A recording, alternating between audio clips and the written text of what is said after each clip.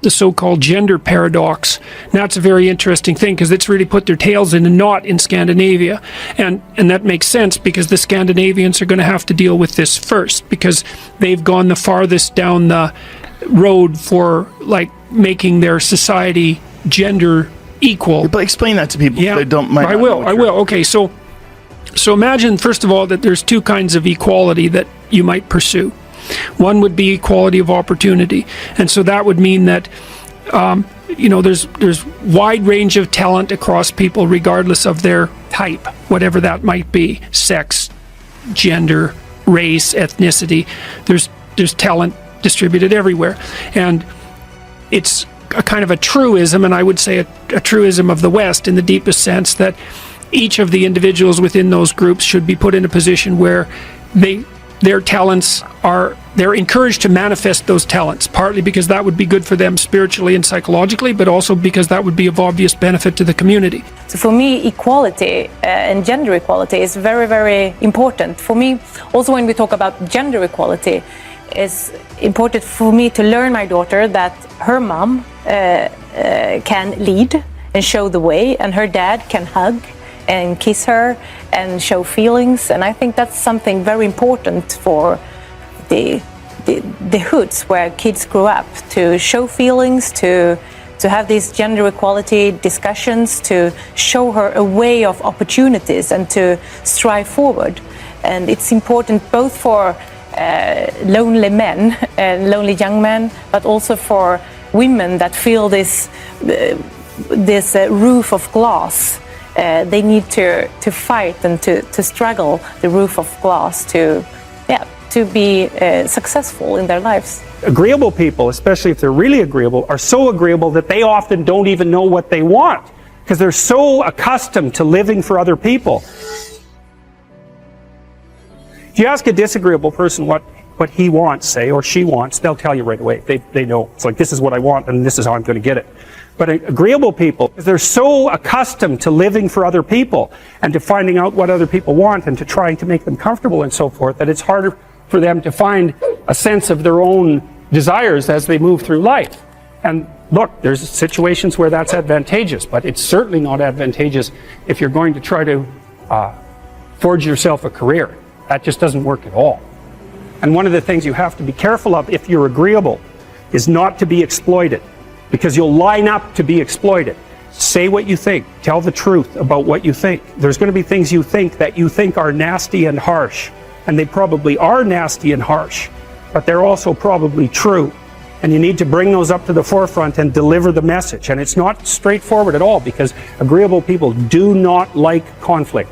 In order to be able to think, you have to risk being offensive. I mean, look at the conversation we're having right now. Like you're certainly willing to risk offending me in the pursuit of truth. Why should you have the right to do that? The overwhelming proportion of people who are in prisons are male. Now, do you want to equalize that just out of curiosity? What about bricklayers? They're 99. Male and we've got about 3/4 of the population now in universities in the humanities and social sciences are female. Are we going to equalize that? And men work more longer hours. They work more dangerous jobs. They're more likely to move. They're more likely to work outside. They're more likely to participate in jobs in the STEM fields that are scalable. They make more money for those reasons. And that's all hidden under the idea that the reason that men and women make different amounts of money is because of their gender. Right, I mean, talent's rare, which people don't understand. There's lots of different kinds of talent, but in each domain it's rare. And so it's to everyone's benefit to exploit talented people to the maximal possible degree. So even if you're just selfish, you'd want to push for equality of opportunity, because the more talented people there are out there, the more cool stuff you get to have, and hopefully the more diverse and interesting your life is. So you can pursue equality of opportunity policies, and the Scandinavians have done that, especially trying to knock down barriers for women in the workplace. And by all accounts, by all standard theories, the Scandinavian countries and places like the Netherlands, Canada to a slightly lesser degree, have gone farther than any other countries in pursuing those policies. part of the consequence of that is that some of the differences between men and women have been minimized. So obviously there's far more women in the workplace than there were 40 years ago. And in many occupations, there's actually dominance by women. There's dominance in the universities, there's dominance in the healthcare fields. And so women have poured into the workplace. And hypothetically, there's problems with that because it's put a lot of stress on family structure. But hypothetically, that's for the best. And because it gives people a broader range of choices and it gives everyone access to more talent. So, and then also if you look around the world, you see that one of the best predictors of the probability of economic development in developing countries is the attitude in those countries towards equal rights for women. And it looks causal. The more positively the country is predisposed to female rights, the more likely they are to develop economic. I think that equality of opportunity is a perfectly reasonable proposition. I mean, I have a daughter and a wife. I do everything and many female clients who I've consulted with and helped and in many cases helped accelerate the development of their career tremendously.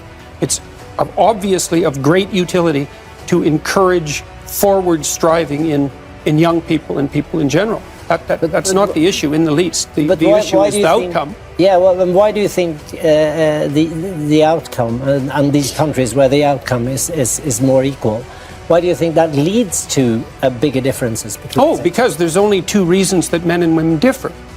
One is cultural, and the other is biological. And if you minimize the cultural differences, you maximize the biological differences. So I know everyone's shocked when they hear this. This isn't shocking news. People have known this in the scientific community for at least 25 years. And it's been replicated in the last month 3 times in 3 separate samples, including in Science, which is the world's greatest scientific magazine by a large margin. And it isn't a small effect, it's a huge effect. There's no possible way that you could ever regulate a society so tightly that every single one of those groups was equally represented in every single one of those occupations at every single level of the hierarchy. Most working class people, let's say, are far more irritated with the intellectual elite than they are with the wealthy elite. And that's because they think they could become wealthy, and they could, but they don't think they could become part of the intellectual elite. And it isn't obvious to me that the intellectual elite, so those would be the liberal left-leaning types that dominate the media and academia, are particularly positive in their attitudes towards the typical working class person. I think they're prejudiced and elitist. I do believe that that's the case. And I think they're also what would you call it, patronizing. And so they're much more concerned with the 1% who are the cognitive elite than they are the 1% who are the economic elite, because at least they think that's a game they could play.